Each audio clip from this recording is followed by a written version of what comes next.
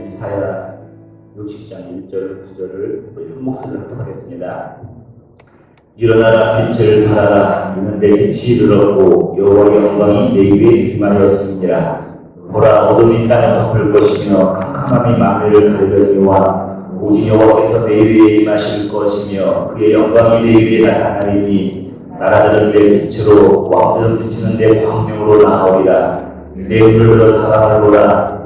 우리가 다 모여 내게 오느니라. 내 아들들은 먼 곳에서 오겠고 내 딸들은 안기며 올 것이라. 그때 내가 보고 기쁜 빛을 보며 내 마음이 놀라고 또 환착하리니 이는 바다의 누가 내게로 돌아오며 이방 나라들의 재물이 내게로 오리라. 커다란 낙타 미디안과 에바의 어린 낙타가 내 가운데 가득할 것이며 스바 사람들은 다 금과 유향을 가지고 와서 여호와의 찬송을 전파할 것이며 게다라의 양무리는 다 내게로 모일 것이요 그밭의 수량은 내게 공급되고 내 제단에 올라 기꺼이 가늠이 들으니 내가 내 영광의 집을 영화롭게 하리라. 저 구름같이 비둘기들이 그 보금자리로 다 나타나는 것 같이 날아온 자들은 누구냐. 고 그 손들이 나를 악망하고 다시 그 배들이 먼저 이르되 먼 곳에서 내 자손과 그들의 임금을 아울러 싣고 와서 내 하나님 여호와의 이름을 드리게 하며 이스라엘의 거룩한 이에게 드리려 하는 자들이라. 이는 내가 너를 영화롭게 하였습니다. 아멘. 자, 오늘은 먼지도 빛을 받으면 반짝일 수 있다라는 제목으로 말씀을 나누도록 하겠습니다. 처음 전도사로 섬겼던 교회의 담임 목사님이 방미 중에서 잠깐 뵌 적이 있었습니다. 25년이 지금 흐른 지금 보니까요. 그 목사님은 한국 교회에 선한 영향력을 끼치는 목사님이 되어 있더라고요. 그분이 이제 이런저런 얘기 하시면서 북한에 매번 다녀온 얘기를 하시는 겁니다. 근데 여러분 우리가 다 알고 있지만 또 말로 허용할 수 없는 비참한 소식에 대해서 들을 수가 있었습니다. 참 이게 이해가 안 가는 게 38선만 넘어가면요 그 땅이 저주받은 땅인 거예요. 풀 한 폭이 자랄 수도 없고 그 군인들을 보더라도요 남한의 중학생 체구밖에 안 된답니다. 어떻게 보면은 그 목사님이 참 안타까워하시면서 저주받은 땅 그 자체라는 것을 자꾸 얘기하는 거예요. 여러분 과거 한국의 그 복음의 그 시발점, 부흥운동의 시발점은 다름 아닌 그 저주의 땅 한복판 평양 아니었습니까? 평양의 장대현 교회로부터 우리 고국의 기독교 대부흥이 시작된 거예요. 그런데 왜 이렇게 되었는가 하는 그런 안타까움도 있고요.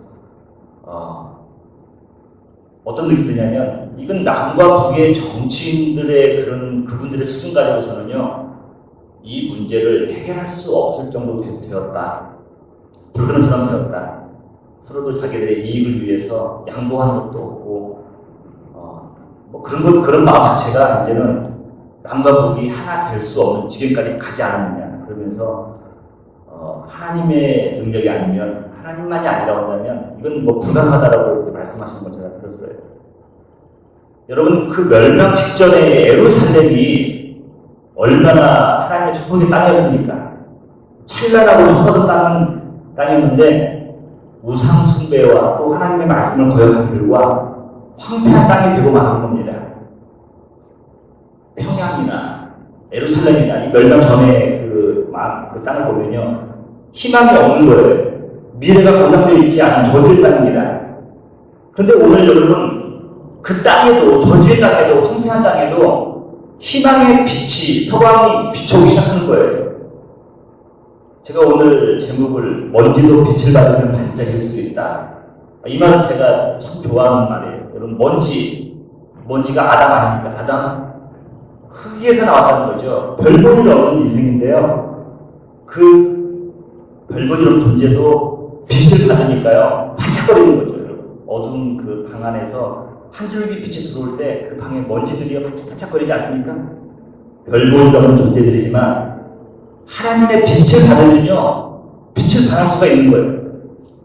아무런 희망이 없던 인생이지만 하나님의 빛이 비추는 순간 그 인생이 달라질 수가 있는 겁니다. 오늘 일절에 보니까 여호와의 명령이 이거예요. 일어나라 빛을 발하라는 것이에요. 여러분, 저 여러분에게 일어나라 빛을 발하라 하면 우리는 두려울 겁니다. 근데 여러분, 그 근거가 있어요. 그 근거가 뭐냐면요, 여호와의 영광이 내 위에 임하였습니다. 영광이 임하지 않았는데 일어나 빛을 발하려고 하면요, 내 빛밖에 안 되는 거예요. 그런데 여호와의 영광이 임하고 나니까요, 그 빛을 우리는 발할 수가 있는 겁니다. 오직 여호와가 내게 영원한 빛이 되며라고 말씀을 하시고 계셔요. 우리는 그 말씀을 의지하여서 일어날 수도 있고 빛을 발할 수가 있는 것입니다. 다시 한번 말씀드리지만 명심할 건 뭐냐면요, 내 빛을 발하려고 하지 마세요.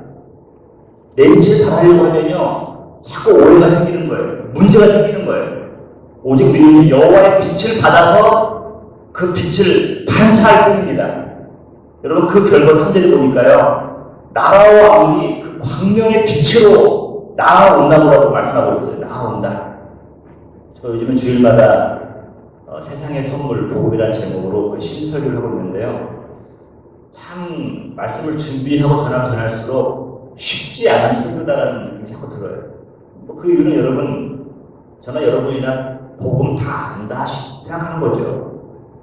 복음 다 안다, 알 만큼 안다, 귀에 못이 만큼 들었다, 할 말도 있죠. 여러분, 우리 기독교가 오늘날 왜 이렇게 무기를 들였는가 생각해 본 적이 있습니까? 아마 10명이면 9명 이렇게 말할 거예요. 신앙인들이 잘못 믿고 행함이 없어서 그렇다. 여러분, 어느 정도 일리가 있다고 생각합니다. 여러분, 그러나 믿음의 사람들이, 섬기는 교역자들이 그런 신행일치, 언행일치 이런 거 안 되는 것도 여러분 극히 일부분 이유가 되겠죠. 근데 제가 생각할 때는 이런 거예요. 복음의 빛을요, 밝히지 않는 거예요. 복음을 전하지 않는 거예요.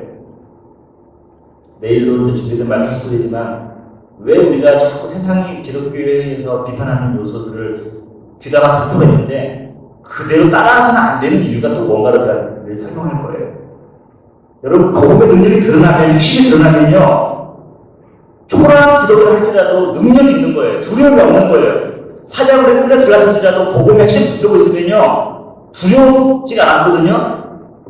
근데 여러분, 지금은 양적으로는 성장하지 않았습니까? 건물은 의리의리해요. 유명한 목사님들이 계셔요. 대형 교회 축복을 다 하잖아요, 여러분. 근데 여러분, 이런 것만 드러나니까요, 초라해진 기도가 되는 거예요. 능력이 없는 거예요. 가장 중요한 핵심을 가지고 있는데 바라질 않으니까, 건물만 드러내보니까, 화려하니까 아무 능력이 없는 겁니다. 초대교회는 건물도 보살도 없었어요. 아까 제가 언급했던 그 목사님께서 소아시아 일곱교회를 이렇게 방문해보고 놀란 일이 뭐냐면요, 소아시아 일곱교회, 여러분, 그 요한이 그 환상 가운데 봤던 그 일곱교회가요, 2평, 3평 남짓한 그런 장소였다는 거예요. 여러분, 여기서 우리에게 주는 시사점이 있지 않습니까? 거기에서 모든 문제나 복음의 능력이 드러나고 그걸 통하여서 복음이 전 세계로 퍼져나가는 거 아닙니까? 겉모습은 초라했지만 결코 작지 않은 일을 감당할 수 있었던 일이 뭡니까, 여러분? 복음의 능력을 드러낸 거예요. 여러분, 크고 작은 일은요, 건물의 크기가 아니라 복음의 능력을 드러내느냐, 그렇지 않아 달려있는 거예요. 여러분, 오늘 보니까 여호와의 영광이 임했다는 것은 이런 의미가 있어요. 첫 번째로는 은혜의 시대가 도래했다는 것이에요. 은혜의 시대. 이스라엘 백성들이 바벨론 가서 잘 섬겼기 때문에 이스라엘이 회복되는 거 아니에요. 철저하게 여호와의 긍휼하심이 예루살렘을 회복할 것이라고 말씀하고 있어요. 회복할 만한 어떤 조건도 이스라엘 백성들을 가지고 있지 않습니다. 우리들도 마찬가지예요. 구원받을 만한 조건이 우리들에게는 없어요. 근데 오직 여호와의 긍휼하심과 사랑하심만이 우리를 회복시킬 수 있고 구원할 수 있다는 겁니다. 여러분, 여호와의 긍휼하심이 뭡니까? 은혜 아닙니까? 은혜. 여러분, 그분께서 우리의 아픔을 정리하게 만들고요, 우리의 슬픔이 변하여서 영화가 될 거라고 말씀하고 있어요. 여러분, 이방의 모든 나라들이 진귀한 보물을 갖고 찾아온다는 겁니다. 그리고 그들과 함께 성벽을 짓고 성전을 보수하는 거예요.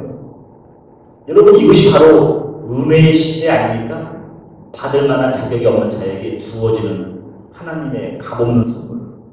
너무도 귀중한 건데 귀중하기 때문에 공짜로 주시는 거예요. 이게 은혜 시대라는 거예요. 여호와 영광이 임했다. 여러분에게, 또 우리 교회에게, 우리 민족에게 이 긍휼하심이 임한 줄 믿고요. 이제는 그 긍휼하심과 은혜를 좀 일어나 선포하시기를 주님으로 부탁을 드립니다. 두 번째로는요, 여호와의 빛이 된다는 것은 뭐냐면요, 다시는 그 이런 비극이 반복되지 않을 것을 의미하고 있는 거예요. 이런 강포한 일이 일어나지 않을 것을 말씀하고 있는 거죠. 이제는 황폐와 화멸이 아닌 평화와 생명을 충만하시겠다고 주님께서는 선포하고 계십니다. 여러분, 이스라엘 백성들은요, 여호와께서 말씀하셔요. 이들은 내가 심은 나무라는 거예요. 여호와께서 심은 나무이기 때문에 초라하도 괜찮다는 거예요. 작아도 상관없다는 거예요. 장차 이것이 큰 나무가 될 것을 말씀하고 있어요. 왜냐하면 하나님께서 심으셨기 때문에 그렇다는 것입니다. 우리의 교회, 여러분의 가정, 우리 민족, 누가 심으셨습니까? 정치인이 심은 거 아니에요. 내가 심은 게 아니에요. 하나님이 심으셨기 때문에 미래의 소망이 있는 거예요. 여러분, 작거나 약하다고 낙심할 필요가 없습니다. 하나님의 영광이 임하기만 하면요, 우리는 강한 자로 설 수가 있는 거예요. 하나님께서 분명히 말씀 가운데 큰 기업을 이루게 될 것이라고 말씀하고 있어요. 건물이 큰 걸 말하는 거 아니죠. 복음의 능력을 드러내고 주님이 기뻐하시는 그 국민한 신 가운데서 살아간다는 것을 말씀하고 있지 않습니까? 마지막으로 빛을 잘 발하기 위해서는 어떻게 되냐면 우리가 정결한 반사체가 되어야 된다는 것입니다. 사도 바울이 이런 예화를 썼어요. 우리 아버지 집에는 은그릇도 있고 금그릇도 있고 질그릇도 있어서 귀하게도 쓰이고 천하게도 쓰이는 그릇들이 있다고 이렇게 말씀했어요. 여러분, 귀하게 쓰이고 천하게 쓰였다는 그릇들 있잖아요. 금으로 만들면 귀하게 쓰입니까? 질그릇은 천하게 쓰이는 겁니까? 물론 그렇게 사람들이 바라볼 수 있겠지만요, 그 말씀의 그 뉘앙스를 보면 이런 거예요. 재료가 아니라, 재질이 문제가 아니라 그 그릇이 깨끗한가? 그렇지 않은 거예요. 깨끗하면요, 아무리 질그릇이라 할지라도 요긴하게 쓸 수가 있는 겁니다. 금그릇이면 뭐 어떻습니까? 은그릇은 뭐 어떻습니까? 근데 그것이 더러우면요, 사용할 수가 없는 거예요. 손님을 접대할 수가 없는 거예요. 하나님의 빛을 누가 잘 발할 수 있는가? 깨끗하고 정결해야 우리는 빛을 잘 반사할 수가 있는 겁니다. 여러분, 정결하다는 것은 다른 의미가 아니에요. 예수 그리스도의 보혈의 능력으로요, 날마다 씻김 받는 거예요. 최 목사도 그렇고 여러분도 그렇고 날마다 보혈의 능력으로 씻김 받아가지고 내 걸 바라지 마시고 그리스도의 사랑을 받아가지고 반사만 하면 되는 거예요. 하나님의 빛을 받아서 반사만 하면 되는 거예요. 그럼 자녀들이 변화될 줄 믿습니다. 여러분 형제 자매들이 변화될 줄도 믿어요. 여러분 이웃들이요, 여러분들의 그 삶이 아니라 여러분들이 반사하는 하나님의 영광을 보고 그들이 변화될 줄 믿어요. 여러분, 하나님께서 여러분에게 빛을 주실 때는요, 그거 통해서 세상을 향해 반사하는 어두운 세상을 밝히라고 말씀하고 있는 거예요. 하나님의 영광이 임할 때 하나님의 이름만 높여줄 수가 있는 것입니다. 여러분, 저도 오늘 말씀 통하여서 여호와의 빛이 나에게 임했으니 이제는 그 믿음으로 반사를 하자. 믿음으로 드러내자. 일어나서 이제는 세상에 바라게 하자. 이런 믿음으로 살아가는 여러분 되시기를 주님의 이름으로 부탁을 드립니다.